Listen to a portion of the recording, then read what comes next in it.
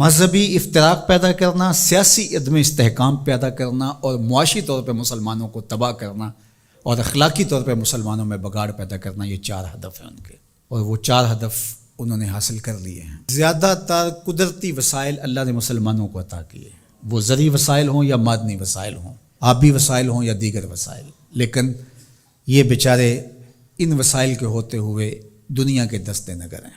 دوسرا، اللہ نے ان کو جمعیت اور قوت جو عطا کی ہے، لیکن 73 گروہوں میں بانٹ کر کے ان کو کس طرح سے ایک دوسرے کے ساتھ مخالف کھڑا کر دیا گیا ہے۔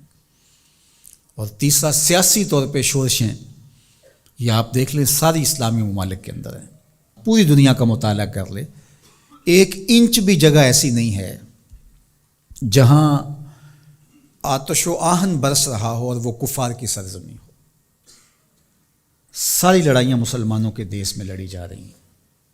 اب یہ مسئلہ ہوا ہے یوکرائن کا، اور آپ دیکھنا کہ بہت جلدی یہ حل کر لیا جائے گا۔ کشمیر ہے 70 سال سے لٹک رہا ہے، فلسطین کا مسئلہ حل ہونے کا نام ہی نہیں لیتا۔ مشرقی تیمور چٹکیوں میں حل ہوا کہ نہیں ہوا؟ یہ تاریخ ہمارے سامنے ہے، ہمیں آنکھیں کھول کے جینا چاہیے، کیونکہ وہاں معاملہ اور تھا، جو خون بہہ رہا تھا وہ مسلمان کا خون نہیں تھا، وہ بھی ان مسائل سے ملتے جلتے مسائل تھے، لیکن چٹکیوں میں مسئلہ حل ہوا کہ نہ ہوا؟ تو کیا کشمیر نہیں ہو سکتا؟ فلسطین کا مسئلہ حل نہیں ہو سکتا؟ اب عدم استحکام ہے، جتنے بھی ممالک ہیں وہ ایک اچھے انداز سے چل رہے ہیں، جو عدم استحکام ہے وہ ہمارے اسلامی ممالک کے اندر ہے۔ خانہ جنگیاں جتنی بھی دیکھ لیجئے وہ یہاں ہمارے ممالک کے اندر شروع کروائی جاتی ہیں، تو ہم اپنے نبی علیہ السلام کی تعلیمات کو فراموش کر گئے اور ہم اٹھتے ہی نہیں پا رہے، اور ہماری بڑی بڑی سلطنتیں جو ہیں، وہ اندلس کی سلطنت دیکھ لیجئے کس طرح تباہ و برباد کر دی گئی، سقوط بغداد ہوا، اسی طرح خلافت عثمانیہ کا سقوط ہے، سقوط دہلی ہوا، اور ہماری اس ریجن کے اندر دیکھ لیجئے یہ ایک سقوط کابل ہے، اسی طرح سقوط ڈھاکہ ہے۔ تو یہ سارے سقوط ہمارے ساتھ ہی کیوں ہیں؟ اس لیے کہ جب ہم اپنے نبی کے دامن کو چھوڑ دیں گے تو یہ رسوائیاں ہمارا مقدر ہوں گے۔ ہمیں ہمارے نصابوں میں یہ پڑھایا ہی نہیں گیا کہ جس طرح نماز تمہارے اوپر فرض ہے، باقی امور تمہارے اوپر فرض ہیں، امت سازی کا عمل بھی تمہارے اوپر فرض ہے۔ جس طرح حضور علیہ الصلاۃ والسلام کا نام عقیدت سے لیا جانا اور آقا کریم علیہ الصلاۃ والسلام کی محبت تمہارے اوپر فرض ہے اور محبت کے تقاضے تمہارے اوپر لازم ہیں، تمہارے اوپر یہ بھی اسی طرح لازم ہے۔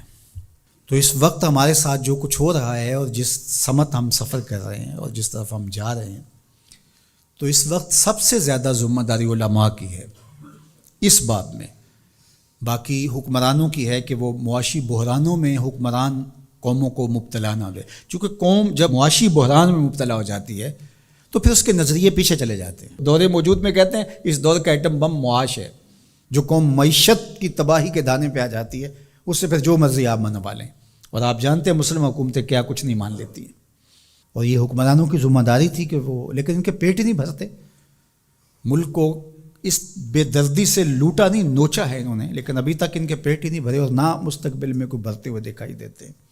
تو یہ ایک دردناک صورتحال ہے۔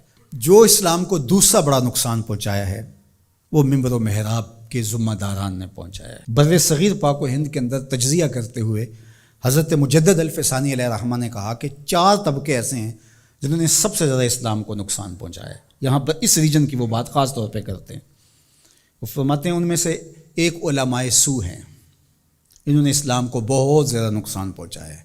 دوسرا صوفیاء خام ہیں، جو دین کے فہم سے ناآشنا صوفی ہیں، انہوں نے اسلام کو بہت نقصان پہنچایا ہے، چونکہ لوگوں کی وابستگی ہے ان کے ساتھ اور ان کے پاس کوئی منصوبہ ہی نہیں ہے۔ عرس پہ آ جاؤ، نذرانے دے دو اور اللہ اللہ کرو اور چلے جاؤ، ان کے پاس کوئی نظام شریعت تو ان کے پاس ہے ہی نہیں ہے، تو آنے والوں کو کیا دیں گے؟ یہ کچھ بھی نہیں دیں گے۔ تیسرا بڑا نقصان جو ہے وہ اسلام کو جو پہنچایا وہ سلاطین نے پہنچایا، بادشاہوں نے پہنچایا، اور چوتھا جو ہے وہ انہوں نے کہا کہ اسلام کو جو نقصان پہنچایا وہ 2 نمبر دانشوروں نے پہنچایا، اور 5 نام بھی آپ ذکر کرتے ہیں، وہ فرماتے ہیں جو گستاخان صحابہ ہیں، چونکہ جب صحابہ کی نفی ہوتی ہے تو پورے دین کی نفی ہو جاتی ہے۔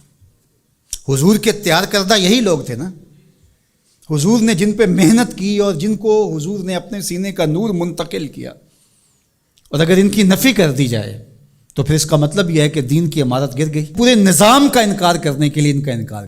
جو امت کے اندر تفریق ہوئی، تشتت ہوا اور بے جا تشدد ہوا، اور امت کے اندر جو فکری ناہمواری پیدا ہوئی، باہمی منافرتیں انتہا کو چھونے لگی، سوچ سمجھ فہم ادراک کی قوتیں سلب کر لی گئیں، یہ سب کچھ منبر و محراب کی وجہ سے ہوا.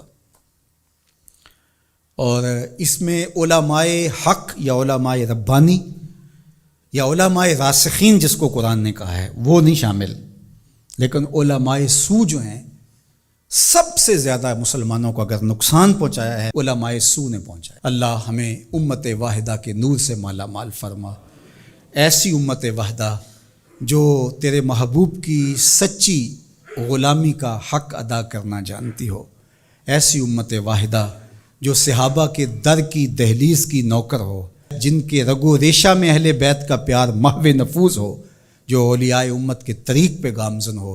اللہ ہمیں سچائیوں کی راہ پہ رکھے. وآخر دعوانا